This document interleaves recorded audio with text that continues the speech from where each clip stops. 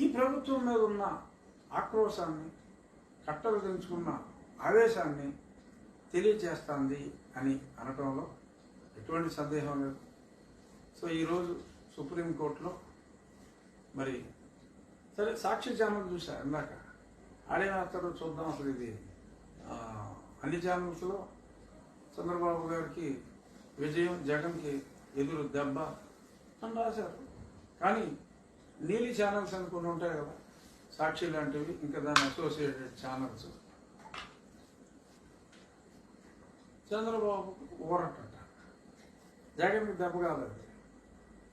కానీ అసలు నోటీస్ ఇవ్వకుండా కొట్టేశారని రాయకుండా ఏమని రాస్తారంటే సహకరించాలి, దర్యాప్తుకి సహకరించాలి అని ఆదేశించిన సుప్రీంకోర్టు అంట.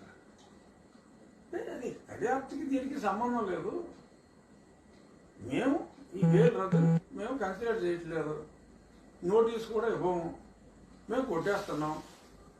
మీ ఏదన్నా మీకు సహకరించకపోతే, బెయిల్లో ఉన్న హైకోర్టు ఇచ్చిన బెయిల్ కండిషన్లు ఫాలో అవ్వకపోతే అప్పుడైనా హైకోర్టుకి వెళ్ళాలి ముందు.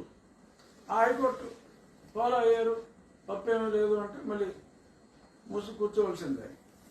కానీ అవేమీ రాయకుండా ఎంత ప్రజల్ని మభ్య పెడుతున్నారు అనేది ఆ నీలి ఛానల్స్.